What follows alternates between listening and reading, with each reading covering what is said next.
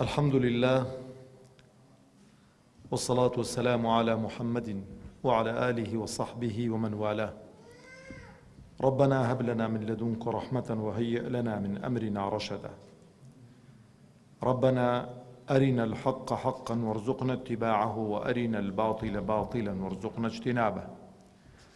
ربنا اغفر لنا ذنوبنا وإسرافنا في أمرنا وثبت أقدامنا وانصرنا على القوم الكافرين. ربنا اغفر لنا ولإخواننا الذين سبقونا بالإيمان ولا تجعل في قلوبنا غلا للذين آمنوا ربنا إنك رؤوف رحيم آمين. برایانی بەڕێز و خۆشەویست، خوشکانی ئازیز، سەلام و ڕەحمەتی خوای پەروەردگار بڕژێ بەسەر هەموولایەکماندا و خوای پەروەردگار عاقبەت خێرمان بکە، سەربەرز و سەرفرازی دنیا و قیامەتمان بکە، داهاتوومان لە ڕابردوومان باشتر بکە، بە موسڵمانی بمان ژێنێ، بە موسڵمانی بمان مرێنێ، بە موسڵمانی زیندیمان بکاتەوە. خۆشەویستانم، لە کۆڕی ئەم شەو لە خزمەتتان تایبەتی دەکەین بە شخصی پێغەمبەری خوا عەلەیهی سەڵات وسەلام و ئەو پێغەمبەرەی کە خوای پەروەردگار تەبارەک وتەعالە ئیهتیمامێکی تایبەتی پێداوە جیا لە هەموو پێغەمبەرانی دیکە. و ئەگەر بەس ئەو ئایەتانە بخوێنینەوە لە وەصف و مەدح و ثەنای پێغەمبەر عەلەیهی سەڵات وسەلام کە خوای پەروەردگار وەصف و مەدح و ثەنای کردووە، ناتوانین کۆڕەکە حەق خۆی پێ بدەین، پێویستی بە چەند کۆڕ دەکات.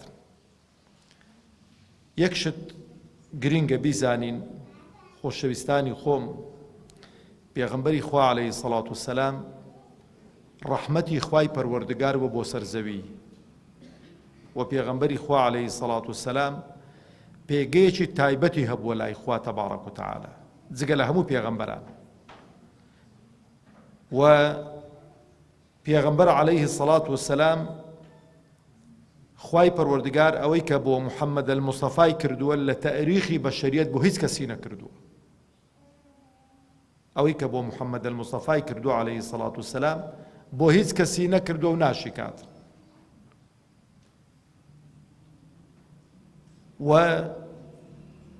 ضرورە خۆشەویستانی خۆم ئێمە بەڕاستی پێغەمبەری خۆمان بناسین و شارەزای سیرە و ژیانی ئەو پێغەمبەرە نازدارە بین عەلەیهی سەڵات وسەلام، چونکە چەند زیاتر بیناسین زیاتر خۆشمان دەوێت، چەند زیاتر ئاشنا بین بە سیرە و ژیانی پێغەمبەری خوا عەلەیهی سەڵات وسەلام مەحەبەت و خۆشەویستیەکەی زیاتر دەبێت. طەبیعەتی ئینسانی وایە. تەماشەکەن یەک نمونەتان بۆ دێنمەوە. کۆمەڵە خزمێکت هەن، بەڵام خزمێک زۆر نزیکە لێت، تێکەڵاوی دەگەڵی، چاچی دەناسی، چاکت دەناسێ، لە هەمانت خۆشتر دەوێت، لە هەمانت خۆشتر دەوێت. بۆچ کەسی قەومەتمانت پێێتی، ئەخلاق و ڕەوشتی دەزانی. جامە بەڕاستی پێویست ناکە باسی ئەخلاق و ڕەوشتی پێغەمبەر بکەین عەلەیهی سەڵات بزانین داخۆ چۆن بۆ چۆنە، بۆ چکە خوای پەروەردگار تەسکیەی پێغەمبەری کردووە عەلەیهی سەڵات وسەلام. وإنك لعلى خلق عظيم. بەڕاستی خاوەن ئەخلاق و بەرزی، خاوەن ئەخلاق و ڕەوشتێکی زۆر بەرزی ئەی محەممەد عەلەیهی سەڵات وسەلام. پێغەمبەری خوا عەلەیهی سەڵات لە قیمەی ئەخلاق و ڕەوشتی بەرزدا بوو، لە قیمەی کەمالی بەشەریەتدا بوو پێغەمبەری خوا عەلەیهی سەڵات وسەلام لە هەموو ڕوێکیەوە. هیچ کەس شانی لە شانی نادات. و هاوڵان خۆشەویستانی خۆم ئەوەندەیان پێغەمبەر خۆشویست و عەلەیهی سەڵات وسەلام، ئەوەندە پێغەمبەریان خۆشویست و عەلەیهی سەڵات وسەلام پڕ بە چاوی خۆیان تەماشای پێغەمبەر نەکردو عەلەیهی سەڵات وسەلام. هەندە خۆشیان ویستە و هەندە ڕێزیان لێگرتەوە و هەندە شەرمیان لێ کردووە. بەڵام تابعیەک لە سەحابەیەکی دەپرسیتن، بە فرسەت دەزانی سەحابەیەکی دەبینیتن، دەفەرمێ وەصفی بەهەشتم بۆ بکە، دەڵێ بەهەشت محەممەدی لێ عەلەیهی سەڵات وسەلام. تەواو وەصفەکەی بە چ کۆتاییدنی دەفەرمێ بەهەشت محەممەد الموستەفای لێ عەلەیهی سەڵات وسەلام. ئەو جا خۆشەویستانی خۆم سەحابە بەڕێزەکان ڕەحمەتی خوایان لێبێ چۆن سوورەتی قورئانیان خوێندووە و قورئانیان فێری منداڵەکانیان کردووە، ئاوەش ژیان و سیرەی پێغەمبەری خۆیان عەلەیهی سەڵاتو وەسەلام فێری منداڵەکانی خۆیان کردووە و مەغازی و خەبات و تێکۆشانی پێغەمبەریان فێری منداڵەکانی خۆیان کردووە، شکل و شێوەی پێغەمبەری خۆیان عەلەیهی سەڵاتو وەسەلام فێری منداڵەکانی خۆیان کردووە. بۆ نمونە سەحابە دانیشتووە منداڵەکانی کۆ کردوەتی کوڕم پێغەمبەرمان عەلەیهی سەڵاتو وەسەلام چاوی ئاوا بوو، بژوورکی ئاوا بوون، برۆی ئاوا بوو، ڕوومەتی ئاوا بوون، لێوی بەم شێوەی بوون، ددانی بەم شێوەی بوون، سەری بەم شێوەی بوو، قژەکەی بەم شێوەی بوو، بەو شێوە سەری دادینە. یعنی وایان ئەو منداڵانە گۆش دەکرد کە ئەنەما تەماشای پێغەمبەر دەکەن عەلەیهی سەڵاتو وەسەلام. لەبەرەوەش ئێستانە کە وەصفی پێغەمبەری خوا عەلەیهی سەڵاتو وەسەلام کە بە ئێمە گەیشتووە کە ئەنەما تەماشای دەکەی. خۆشەویستانی خۆم چەند دوو خاڵتان بۆ باز دەکەم ئەم شەو. وەزیفەی پێغەمبەر عەلەیهی سەڵاتو وەسەلام بەرامبەر بە ئوممەتەکەی زۆرە، بەڵام ئەمە سێ خاڵی باز دەکەم. دوو وەزیفەی ئێمە بەرامبەر پێغەمبەری خوا عەلەیهی سەڵاتو وەسەلام دەبێت چۆن بێت. ئەوەش لە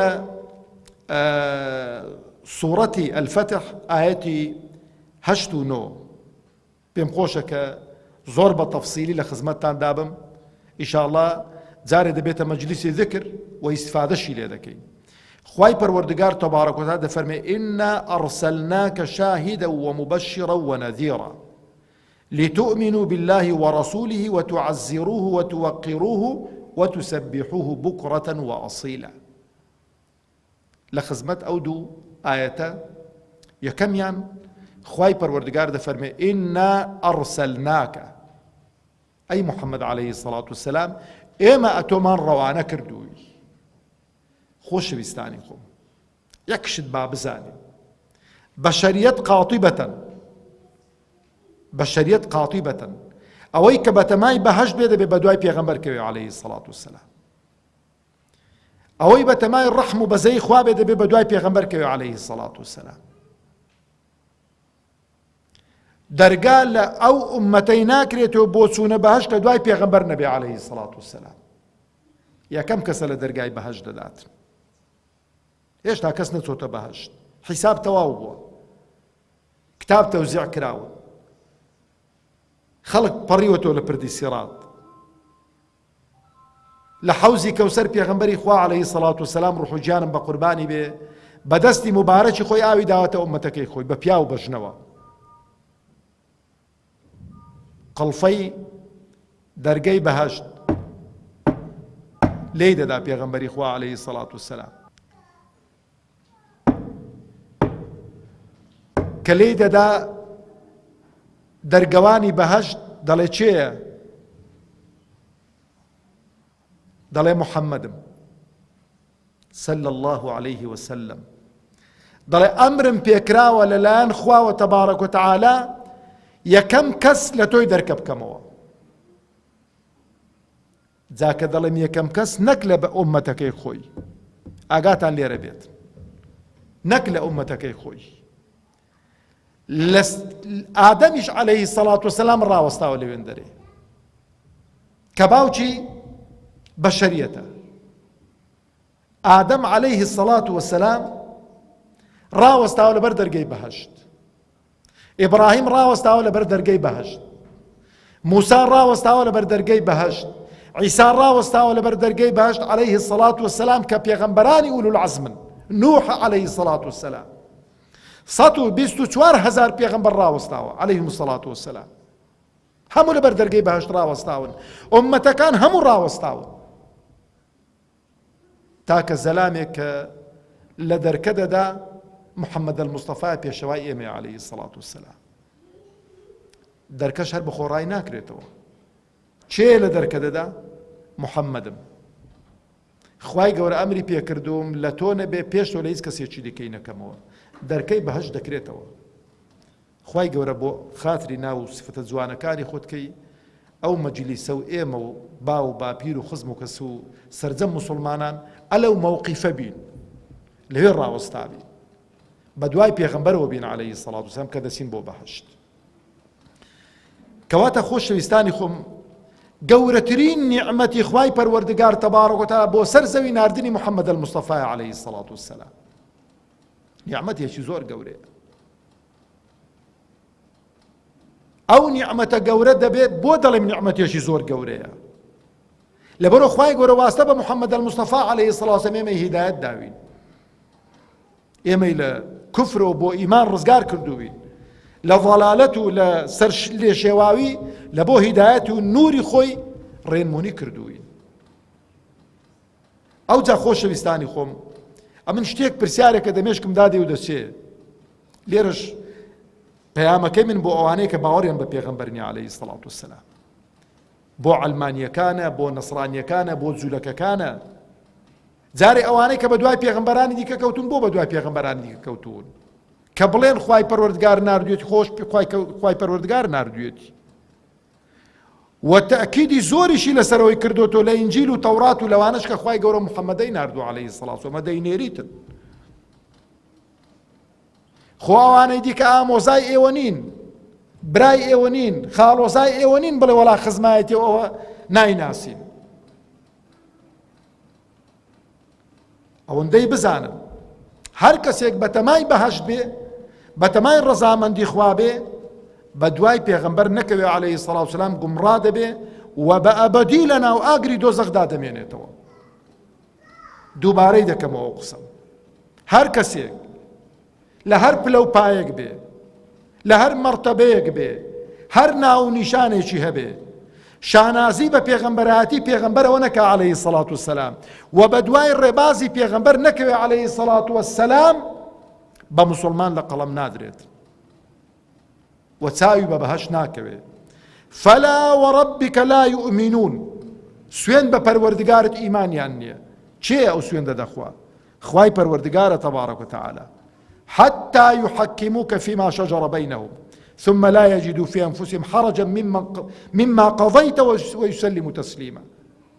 نەک هەر بە دوایوی بکەون، دەبێ ئەو شەریعەتەی کە ئەویش ناردوویەتی پەیڕەویکەن و بە دوای کەون و بیکەنە یاسا لە نێوان خۆتاندا تەحاکومی بۆ بکەن. ئەو جا خۆشەویستانی خۆ ئێمە دەبێت سوزدەی شکر ببین کە ئەو پێغەمبەرەمان ناسیوە عەلەیهی سەڵات وسەلام. دەبێت سوزدەی شکر ببین کە ئەو پێغەمبەرەمان ناسیوە. تخوا ئەو پرسیارە لە خۆم و لە ئێوەش دەکەم، ئەگەر ئێستا ئێمە بە دوای ئەو پێغەمبەرە نەکەوتبانی لەگەڵ چێدا دەبووین؟ ئەگەر ئێمە خزمەتکاری ئەو پێغەمبەرە نەباینە عەلەیهی سەڵات وسەلام، ئێستا خزمەتکاری چ تاغوت و زاڵم و ستەمکارێک دەبووین. ئەگەر ئێستا ئێمە لەسەر شەریعەتی ئەو پێغەمبەرە نەباینێ بە پیا و بە ژنمان، تەپڵ و زوڕنا و مۆسیقەمان بۆ چێ لێ دەدا؟ بە بەژن و باڵای چێمان هەڵدەگۆ؟ لەبەرەوە دەبێت ستایشی خوا بکەین، سوپاسی خوا بکەین. الحمد لله الذي هدانا لهذا وما كنا لنهتدي لولا أن هدانا الله. هزار سوپاس و ستایش بۆ تۆ خوایە کە هیدایەتت داوین، کەمەت خستوونی سەر ڕاستەرەگای ئیسلام. لەبەرەوە گەورەترین نیعمەت خوا لەگەڵی کردوین چییە؟ ئینا ئەرسەلناکە ئەی محەممەد عەلەیهی سەڵات وسەلام، ئێمە ئەتۆمان ڕەوانە کردووی. کەواتە برایانی خۆشەویستم، خوشکانی ئازیزم، پێغەمبەر عەلەیهی سەڵات وسەلام هەر شتێکی پێی گوتوین لە تەرەف خواوەیە، هەر شتێکی پێی گوتوین خوا پێی فەرمووە پێمان بڵێتن. دەفەرمێ ئەو سێ سیفەتەی پێغەمبەری داناوە عەلەیهی سەڵات وسەلام کە وەزیفەی پێغەمبەرن: شاهیداً ومبەشیڕاً وەنەذیڕا. یەکەم شت پێغەمبەر شاهیدە بەسەرمانەوە. جارێ پێغەمبەر شایەتی دەدا بە وەحدانیەت و ڕوبوبیەت و ئولوهیەتی خوای پەروەردگار تەبارەک و تەعالا. پێغەمبەر فێری کردوین کە هیچ خوایەکی دیکەنین غەیری خوا. کاتێک کە پێغەمبەری خوا عەلەیهی سەڵات وسەلام باسی خوای بۆ دەکردین، 360 خوا لە کەعبەی پیرۆز دانرا بوو، سوزدەی بۆ دەبرا. ئەو هەموو بوت و سەنەمە دەپەرستران. پێغەمبەر عەلەیهی سەڵات وسەلام شایەتی بە حەقیدا کە غەیری ئەڵڵا هیچ خوایەکی دیکە شایستەی ئەوەی نین کە ئینسان بیپەرستێ لێی بپاڕێتەوە لێی بترسێتن داوای لێ بکات کۆمە داوای کۆمەک و هاوکاری لێ بکات. ئەو جا خۆشەویستانی خۆم شاهیدیشە بەسەر ئێمەوە پێغەمبەری خوا عەلەیهی سەڵات وسەلام بە سەحابەیەکی فەرموو قورئانم بەسەردا بخوێنە فەرموویەی پێغەمبەری خوا قورئان بۆ تۆ دابەزیوە و بەسەرتدا بخوێنم وتی بەڵێ پێم خۆشە لە غەیری خۆم گوێم لێ بێت. جا برایانی خۆشەویست زۆر گرینگە ئینسان جار جار گوێ لە قورئان بگرێتن زۆر تەئسیری هەیە بەتایبەتی ئەوانی کە دەنجیان خۆشە زۆریشی تێناچێ بە مۆبایلە بە تەلەڤیزیۆنە بە ئەنتەرنێتە بە کۆمپیوتەرە بە هەر فلاشی گسکێ لە ناو سەیارە یعنی ڕوحیەتێکی تکت پێ دەبەخشیتن. دەڵێ سوورەتی نیسام بۆ خوێن هەتا ئەو ئاەتێک کە دەفەرمێ ئەو ڕۆژەی کە خوای پەروەردگار تەبارەک و تەعالە هەموو ئومەتەکان خڕ دەکاتەوە ئەتۆش دینیتن کە شاهیدی بەسەریانەوە. دەڵێ فەرمووی کەفا بەسە تەماشەم کرد فرمێسکی بە چاوان دەهاتنە خوارەوە پێغەمبەری خوا عەلەیهی سەڵات وسەلام. یەکێک لە وەزیفەی پێغەمبەری خوا عەلەیهی سەڵات وسەلام شاهیدە بەسەر ئومەتەکەیوە شاهیدە بەسەر ئومەتەکەیوە بەخوای پەروەردگار دەڵێ خوایە فڵان و فڵان و فڵان و فڵان ئیمانیان هێنا باوەڕیان هێنا مسلمانی باش بوون و فڵان و فڵانیش پشتیان هەڵکرد لە دینەکەی من. ويوم يعض الظالم على يديه ئەو ڕۆژەی کە زاڵم و ستەمکاران هەردوو دەستی خۆیان دەگەزن چ دەڵێن يا ليتني اتخذت مع الرسول سبيلا خۆزیا بە دوای پێغەمبەر کەوتبام عەلەیهی سەڵات وسەلام خۆزیا لەگەڵ محەممەد المستەفا دابام عەلەیهی سەڵات وسەلام يا ليتني لم أتخذ فلانا خليلا خۆزیا فڵان کەسم نەکرد با برادر خۆزیا ڕەفاقەتی فڵان کەسم نەکرد باە خۆزیا فڵان کەسم هەنە ناسی باە بۆ لقد أضلني عن الذكر بعد إذ جاءني کوڕەت دەمارم نەرم ببوون برادری فڵان کەسی بووم ڕێی نیشان دابووم بەس فڵان کەسم لێ پەیدا بوو لێم بۆ شەیتان ڕێیەکەی لێون کردم. کەواتە پێغەمبەر شاهیدە بەسەر ئێمەشەوە عەلەیهی سەڵات وسەلام شایەتی بۆ چاکەکانمان دەدا و شایەتی لەسەر خراپەکانمانیش دەدات.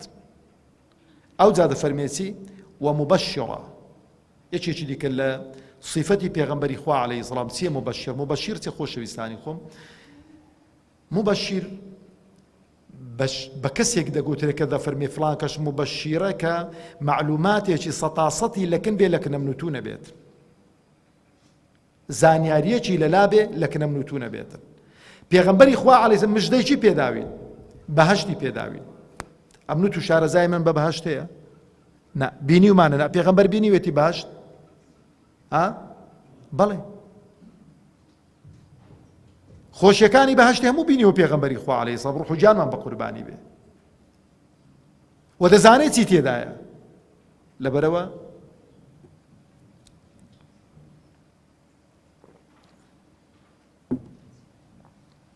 کە دەچێتە بەهەشت خشەخشی نەعلەیەکی لە پشتەوە دێت گوێوە دەکات تەماشە دەکاتن خشەخشی نەعلەی بیلالیە بیلالی حەبەشی ئەو لە کنەخۆی تۆمار دەکە قەسرێک دەبینێتن قەسرێکی زۆر جوان و ڕازاوە ئافرەتێک دەبینێت لە پێش دەرچی قەسرەکەی ڕاوەستاوە زۆر شۆخ و شەنگ و جوان پێغەمبەری خوا عەلەیهی سەڵات وسەلام ڕۆکەی خۆی وەردەجێڕێت دەپرسێ لە چی دەگەدایە جوبریلی دەگەڵدایە عەلەیهی سەڵات وسەلام ئەو شتانە نازانێتن پێغەمبەری خوا عەلەیهی سەڵات دەفەرمێی جوبریل ئەو قەسرە جوانە هیچ چییە هیچ پێغەمبەرێکیە هیچ پیا و چاکێکیە هیچ چییە ئەوە دەفەرمێ عومەری کوڕی خەتابە ڕەزا و ڕەحمەتی خوای لەسەر بێ خوا غەزەب و خەشم و قینی خۆی بەسەر ئەوانە کە بێڕێزی بەرامبەر ئیمامی عومەر دەکەن خوای گەورە وبەر لعنەتی خۆیان بێخیتن و خوای پەروەردگار تەفر و تونایان بکاتن بێڕێز و بێحورمەتیان بکاتن بۆ خاتری ئیسمی عەزەمی خۆی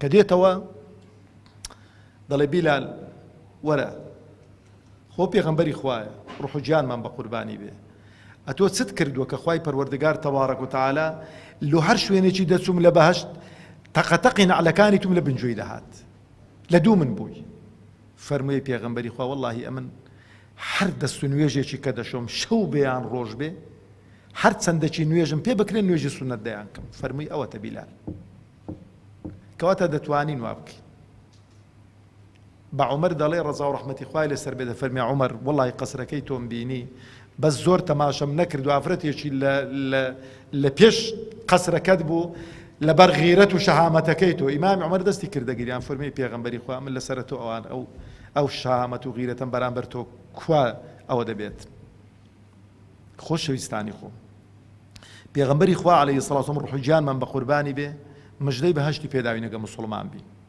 ئەگەر بۆ خوا سوڵحاو بین ئەگەر ئەهلی دین بین ئەگەر ئەهلی تەقوا بین پێمان دەفەرمێ دەچنە بەهەشت سەرمان نامێنێ گەرمان نامێنێ تخوا یەک پرسیارتان لێ دەکەم چێ لە ئێمە ئێستا بە منیشەوە خەم و خەفەتی ئەو زستانەمانی هێشتا کە نەهاتی هەر دەڵێن خوایە ئەو هاوینەی درێژکەوە بۆ چونکە بەرمیلی نەوتی بە 300,000 بە چەند کەسانمان ناکرێ لێرانە دەبێ خۆمان دەلێف و دەبەتانیاندا حەشار دەین بۆی گەرم بینەوە دەفەرمێ لێوێن دەرێ گەرمان نامینیت سەرمان نامینی لا يرون فيها شمسا ولا زمحريرا خۆشیەکان بەردەوام دەبن گەنج دەبن هەردوو تەڕەفتان هەرچی کە ئافرەتان دەیانوێ خوا بە قسمەتیان دەکا و هەرچی پیاوم بیانوێ خوا بە قسمەتیان دەکات جێ ئیسراحەتە جێی خۆش و خۆش گوزەرانیە نەخۆشی نامێنی فەقەرات نامێنی خوشکانمان ئەو جارەی کێشەیشی و حازرکردنیان نامێنیت اینجا وەڵا نانی بەیانی هەڵەستن کێشەیانە نیوەڕۆی چلێنەی نیوەڕۆی تەواو دەبی ئێوارەی چلێنەی جا پرتەپرت و بۆڵە بۆڵی پیاوەکە سەربار و بنبار ئەو هەموو ماندوو بوون و مەشەقەتە ئاخیریش کابرادێتن مەڵاکەچی لێ داڵ بەدڵی نابیتن لە جیاتی خۆ بێدەنکە هەندە پێوە ماندوو بووە بڵێ کاکە دەستت خۆش بێ خوا پاداشت داتەوە کەچی پێغەمبەرمان عەلەیهی سەڵات وسەلام دەفەرمێ ما عاب رسول الله صلى الله عليه وسلم طعاما قط پیاوینە ئەو پەیامە بۆ پیاوانە ما عاب رسول الله صلى الله عليه وسلم طعاما قط قد پێغەمبەری خوا عەلەیهی سەڵات وسەلام عیبی لە هیچ خواردنێکی نەگرتووە إذا اشتهاه أكله ئەگەر حەزی لێ با دەی خوارد و ئەگەر حەزی لێ نەبایە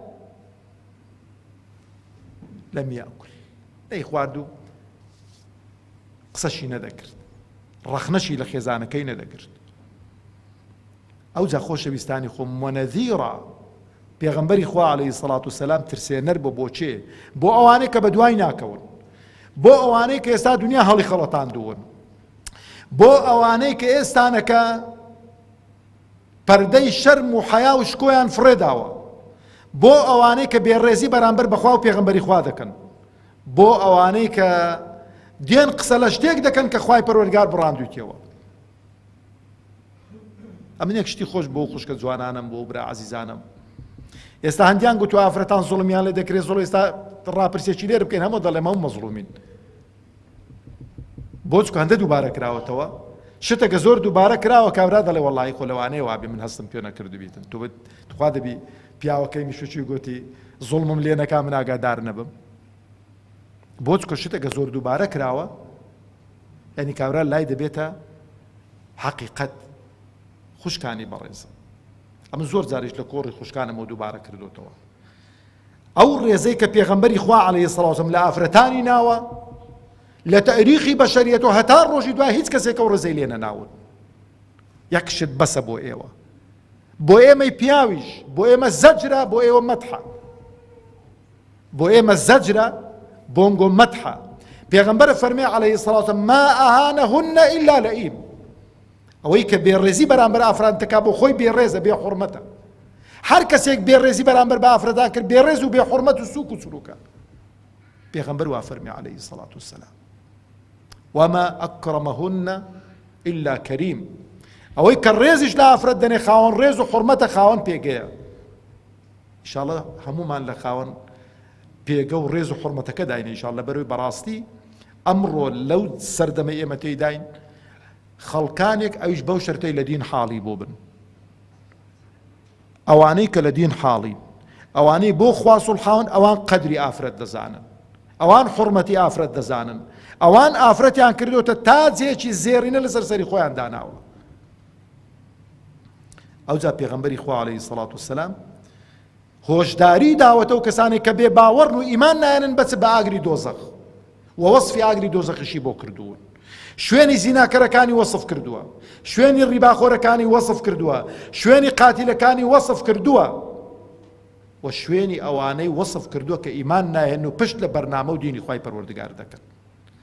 ئەوجا خۆشەویستانی خۆم با بینە سەر وەزیفەی ئێمە بەرامبەر بە پێغەمبەری خوا عەلەیهی سەڵات وسەلام بە کورتی. هەر خاڵەکانتان زۆر تەفسیل نادەمێ بۆی کە کاتەکە زۆر درێژ نەبێتەوە. لتؤمنوا بالله ورسوله. خۆشەویستانی خۆم ئەو پەیامێکی زۆر بەقووەتە. خوای پەروەردگار کە دەفەرمێ ئینا ئەرسەلناکە، ئەو ئینا ئەرسەلناکە پێغەمبەری خوای کە ناردووە بۆ ناردوێتی و لتؤمنوا بالله ورسوله، بۆی کە ئیمان بێنین بەخوا و پێغەمبەری خوا. واتە کەسێک کە ئیمانی سەتاسەد بەخوا بێ بەڵام ئیمانی بە پێغەمبەر نەبێ، بە ئیماندار لە قەڵەم نادرێت، بە موسڵمان لە قەڵەم نادرێت. خوا و پێغەمبەری خوا لە ئیماندا پێکەوە بەستراونەوە. ئیمانت بەخوا بێت دەبێ ئیمانت بە پێغەمبەر بێ، ئیمانت بە پێغەمبەر بێت دەبێ ئیمانت بەخوا بێت. بەتەنها هیچیان دادت نادن. لەبەر هەندێش خوای پەروەردگار تەبارەک و تەعالا بە پێغەمبەر چ دەفەرمێ؟ وەڕەفەعنا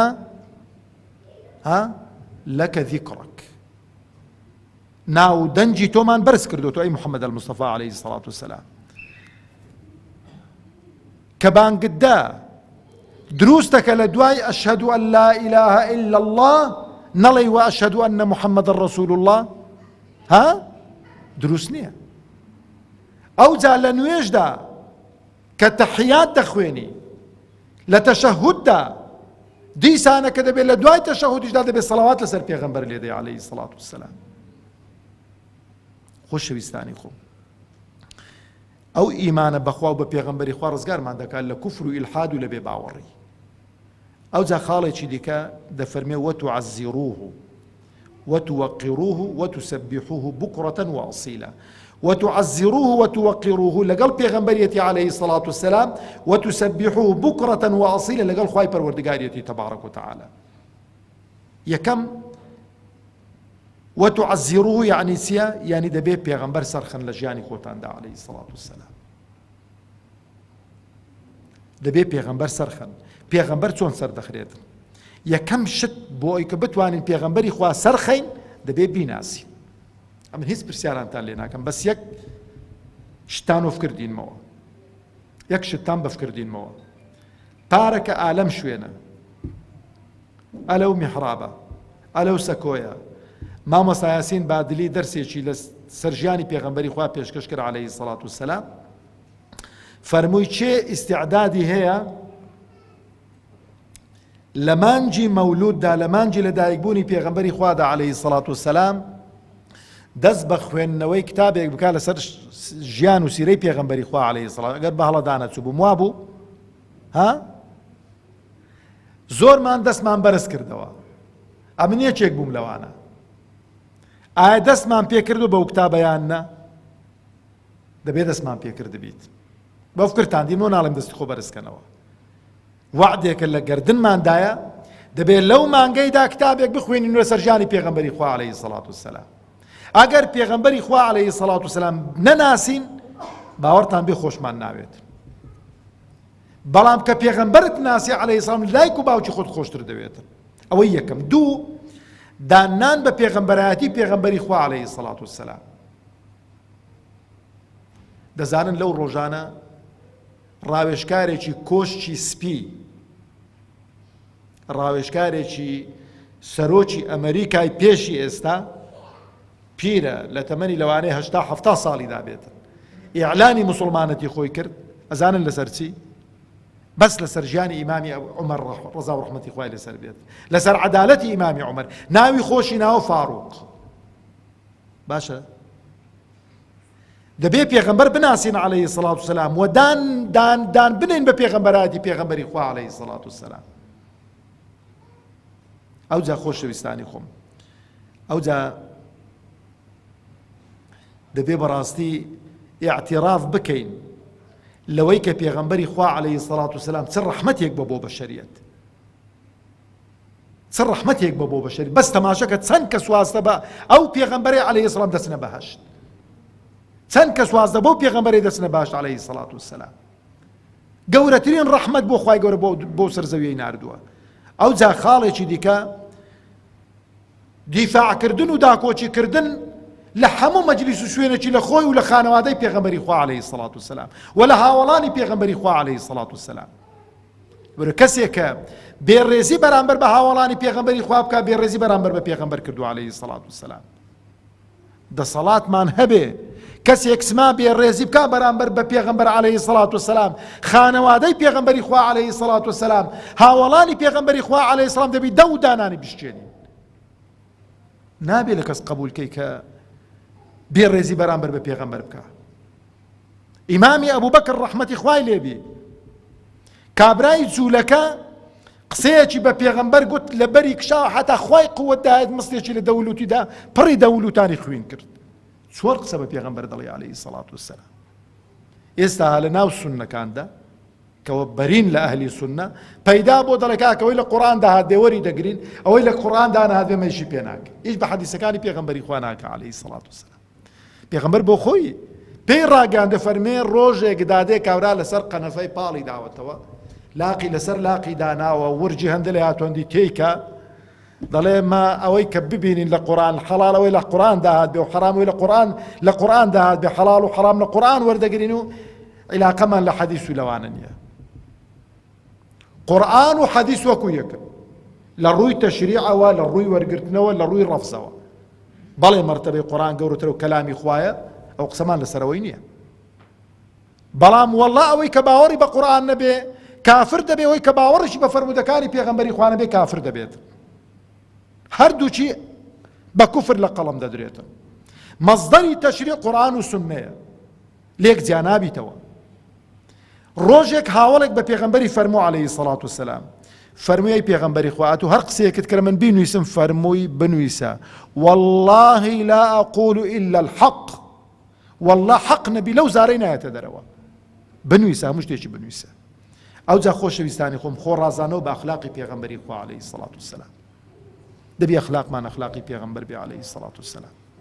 ئەمە شتێکە بۆ خۆشی دەجێڕمەوە. ڕۆژێک تەوەن پێغەمبەر نۆژنی هەبوون عەلەیهی سەڵات وسەلام، کە نۆژنی هەبوون عەدالەتیشی کردو. ئێستا هەرو خوشکانە بڵێن ڕازین مێردەکانتان ژنێ ئاڵە بەڵام بە شەرتەکی عەدالەتیشی پێ ناکرێ مێردەکەم جا بڕیارێ دەدا پێش وەختیش ئەڵێ بە عەدالەتی پێ بکریا بەس عەدالەتیشی پێ ناکرێت و پیاوی نەمنی دەناسم. جا باسی دوژنەی نەکەن و عەدالەت پێ ناکرێتن. یەکێک لە خێزانەکانی قاپەشیوێکی بۆ نار لە ماڵی خێزانێکی دیکەی بوو. هەر هینایە ژۆرە خێزانەکەی چاوی پێکەوت قاپە شیوەکەی بۆ نار شەقێکی لە دەستی ئەو کیژۆڵەیدا کە هینایی قاپەکەی لێشکا. چێوەی کرد عائیشە ڕەزا و ڕەحمەتی خوای لەسەر بێت. دایکمان دایکی گەورەمانە یا ڕەبی خوایە لە فردەوسی ئەعلا ئێستا لە خزمەت پێغەمبەرە عەلەیهی سەڵام گومانتان نەبێت، ئینشاڵڵا مەش بە دیداری وان دەگەی. پێغەمبەری خوا عەلەیهی سەڵات وسەلام نەچوو چاو دەولا لای پێداخوا گۆچانێک لە چێن دەرێ دووسێ گۆچانانی لێدات، یەک قسەی نەکرد.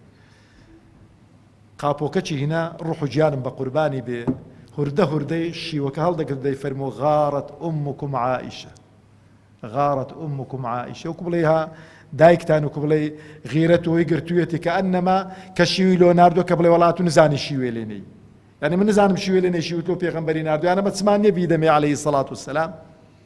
هینایە سەرە خۆ فەرمووی عائیشە قاپەچێ و قاپەم لۆ بینە، قاپەکەی لۆ هینا، گوتی قاپ بە قاپە و قاپە شکاندووی لۆ خێزانم دەنێرم چشمان لێناوە. فەرمووی ئەو شتەمان گوتی لۆی دە قاپەکەی کە لۆی دە قاپەکەی کرد لۆ خێزانەکەی دیکەنار بەو چیژۆڵەش گوت پێی بڵێ خوای گەورە پاداشت دات و پێغەمبەری خوا سەلامی لێ دەکردی، ئەوەی کە ڕژابوش پێغەمبەری خوا خواردی عەلەیهی سەڵات وسەلام. ئەخلاقمان بە ئەخلاقی پێغەمبەر بێ لە ماڵەوە عەلەیهی سەڵات وسەلام. کاکە لەگەڵە من تووڕە بووە، من لەگەڵت و تووڕە بووم، مەچوو بە خێزانت هەڵی ڕێژی چوە ماڵەوە مۆن و مرج دانیشتووین چییە کۆر بابە لێگەڕێ کە چوێ ماڵەوە هەرچی کێشە و مشکلەی دەرەوەی حزبە ئیدیکە دیکە لە مەی بە ماڵەوە 24 با تەلەفۆن ببنی گوێی وە نەبێ لەو سەری بۆ سەری دەی حقار دە ماند و منداڵانیش لە خۆ بێزارەکەی کە چوە ماڵەوە بەڕوویەکی کراوە بەخۆشی و یعنی دوو قسەی خۆش بکە، یعنی واز لەو خەم و خەفەتانە بینە مەی بە ماڵەوە. ئەو جا لەگەڵ جیرانەکانمان بە ئەخلاقمان ئەخلاقی پێغەمبەر بێ عەلەیهی سەڵات وسەلام، لەگەڵ یەکتر بە ئەخلاقمان ئەخلاقی پێغەمبەر بێ عەلەیهی سەڵات وسەلام، کوڕە لەگەڵ جوولەکە و نەسرانیەکان بە ئەخلاقمان ئەخلاقی پێغەمبەر بێ عەلەیهی سەڵات وسەلام. ئەو جا خۆشەویستانی خۆم، ئاخر خاڵ لە چۆن پێغەمبەر سەر بخەین عەلەیهی سەڵات وسەلام، ڕەنگدانەوەی سیرە و ژیانی پێغەمبەری خوا لە ژیانی تاکە تاکەی کۆمەڵگەدا. ئاخر خاڵ وتوقروه، چۆن ڕێز لە پێغەمبەر بگرین عەلەیهی سەڵات وسەلام. خۆشەویستانی خۆم، یەکەمیان گوێڕایەڵی پێغەمبەر بێن عەلەیهی سەڵات وسەلام و سەرپێچی ئەمر و فەرمانەکانی نەکەین، ئەوە ڕێزگرتنە لە پێغەمبەری خوا. دووەمیان شوێن کەوتوی پێغەمبەر بێن عەلەیهی سەڵات وسەلام، ئیتیباعی بکەین لە شکل و شێوەی خۆی، لە هەڵسان و دانیشتنی خۆی، لە عیبادەت و خواپەرستیەکانی خۆی، لە تاعەت و بەندایەتیەکانی خۆی چۆن بۆ وا بکەین. ئەو جا خۆشەویستانی خۆم، بە ئەدەب بین لە خزمەت پێغەمبەردا عەلەیهی سەڵات وسەلام. جا دەڵێن خۆ پێغەمبەر نەماوە وەنیە، بەس کاتێک کە حەدیثێک دەخوێندرێتەوە، کتابێکی فەرموودە دەگەریە دەست، وا بزانە پێغەمبەری خوای عەلەیهی سەڵات وسەلام قسەت بۆ دەکات. کاتێک کە حەدیثێک دەخوێندرێتەوە قسە مەکە لە مەجلیسەکەی، کاتێک کە لە ڕادیۆ کردووەتەوە حەدیثێکە قەپاتی مەکە هەتا حەدیثەکە تەواو بیت. ئەو جا کە بە خزمەتیشی گەیشتی لە مەدینەی پیرۆز، لە مەدینەی منەوەرە کە چووی، بە ئەدەبەوە لە خزمەت قەبرەکەی ڕاوەستە، سەلامی لێ بکە، ئەسەلام عەلەیکم یا ڕەسوول الله، سەلامی خوات لێ بێ پێغەمبەری خوا، خوا پاداشت داتۆ لەو ماندووبوونەی کە کردوتە وەلەو داوە بانگەوازەی کە کردوتە، خوای پەروەردگار پلە و پایت بەرزکاتەوە. ئەو جا خۆشەویستانی خۆم، سەڵەوات لێدان زۆر لەسەر پێغەمبەری خوا عەلەیهی سەڵات وسەلام، زۆر سەڵەواتان لە پێغەمبەری خوا بدەن، چونکە با پێتان بڵێم هەر دوعایەکی بکەیت، چونکە من تەماشای هەندێک خەڵکی دەکەم لە نوێژێ تەواو دەبیتن نییە، ئەوە سەلامی داوە، هەر ئەوە دێ خوا لەسەر سەریە، هەر ئەوە نییە کە ئەنەمانیە هەر ڕاستوەچی نییە نەوەویە لێی دا و تەواو گرتی و هاویشتێ بەرچی، کاکە دوعاوە قبول نابێت. دوعا دەبێت جارێ ستایشی خوا بکەی، وەصفی خوا بکەی، ئەو جا لە دوو ستایش وەصفی خوا دەبێت سەڵەواتان لەسەر پێغەمبەری لێدەی عەلەیهی سەڵات وسەلام. ئەو جا لە دوو سەڵەواتی پێغەمبەری خوا عەلەیهی سەڵات وسەلام دەبێت دوعاکان بکەی. سەحابەیەک فەرمووی ئەی پێغەمبەری خوا، ئەمن لە دوعاکانمدا بەشێکی دوعاکانم سەڵەوات لێدانە، یعنی چی دەستی بەرز کردوتەوە، اللهم صل على محمد وعلى آل محمد، اللهم صل على محمد وعلى آل محمد، اللهم صل على محمد وعلى آل محمد. بەسە فەرمووی ئەگە زیاتری کەی باشترە، فەرمووی سەیەکی بەسە گۆتێکە زیاتری کەی باشترە، فەرمووی نیوەی، فەرمووی وعد بێ هەموو دوعاکانم سەڵەوات دەبێت لەسەرەوە، داوا یەکشی دیکە لە خوا ناکەم، هەر دەستم بەرز کردەوە حتا تاقەتم هێر سەڵەواتان لێ دەکەم. فەرمووی مژدەت لێ بێ، خوای گەورە هەرچی خەم و خەفەت و هەرچی بتوێ خوای گەورە بۆت دەکات. ئەو جا خۆشەویستانی خۆم، ئاگامان لێ بێتن غلو تەقسیر نەکەین لە شەخسی پێغەمبەردا عەلەیهی سەڵات وسەلام، نەڵێین وەڵا صفەتی خوایەتی هەیە، صفەتی خوایەتی نییە، بەڵام پێغەمبەری خواشە. ئەو جا خاڵێکی دیکە ناکرێ ناوی پێغەمبەر بێنین بە ڕوت و قوتی، محەممەد عەلەیهی سەڵات وسەلام. ئەمن ڕۆژ چێ ناوی مامۆستاکەی نادە، ساڵی نەوەتەکان بوو لێرە بووین، چوو بووینە خزمەت مامۆستایەکی، ئەو مامۆستایە جێژن بوو بۆ جێژنانەی چوو بینم سێسا پێشمەرگەم دەگەڵ دابوون، ئەو برای کە ئەو قسەی کرد نەماوە شەهید بخوا بە شەهیدی قبولکە، ئەو مامۆستایە باسی موسای دەکرد عەلەیهی سەڵات وسەلام، گوتی موسایی هو موسایی هو موسایی هو موسایی هو هەرگەی و موسا. ئەو پێشمەرگەش پیاوی زۆر دڵسۆز بوو، زۆر پاک بوو، سەری هینا بنجێ من گوتی ماوەستا و موسایە چییە؟ ئەویش دڵات بڵێ مەڵاوە جیرانی خۆیتی فڵا مەڵاوە دەگە پێغەمبەر موسایەتی عەلەیهی سەڵات، ڕەنجی باشە بۆ هەندە بەبێەوەی باسی موسای دەکە عەلەیهی سەڵات وسەلام. یەکێک لە ڕێز لێگرتنی پێغەمبەری خوا عەلەیهی سەڵات وسەلام نابێ ناوی بێنی ناوە بڵێ محەممەد، پێغەمبەری خوا عەلەیهی سەڵات وسەلام، ڕەسوولی خوا عەلەیهی سەڵات وسەلام، دەبێ ئاوا کە ناویشی هات دەبێ سەڵەواتی لەسەر لێدەن لەسەر پێغەمبەری خوا عەلەیهی سەڵات وسەلام. ئەو جا خۆشەویستانی خۆم، ئاخر قسەشم نابێ بحجي ولا فلان كحديثي بيغمبري خوا عليه الصلاة والسلام لقال عقلي مدانا قنزي حديثك الرد كينوا أوش نابي بيكن بيتسواني أدبو بيتسواني بيتسواني أدب لقال بيغمبري خوا عليه الصلاة والسلام دبي اتهامي عقلي خو ما ممكن عقلي إيماني بيكاوا فرمودكي بيغمبري خوا عليه الصلاة والسلام لشويني خويتي إما يكشتمان لسرا لحديث كان بكولينا وحديث راستيان راسنيا أقر راست بودا بيوري قرين ئاگامان لەوەی هەبێ و کاتم لێ گرتنە مشەو خوا زیارم خوای پەروەردگار تەبارەک و تەعالا لەگەڵ پێغەمبەری خوا عەلەیهی سەڵات وسەلام حەشرمان بکە و عاقبەتمان خێر بکە و سەربەرز و سەرفرازی دنیا و قیامەتمان بکە. وەسەلام عەلەیکم وەڕەحمەتوڵڵاهی وەبەڕەکاتوه.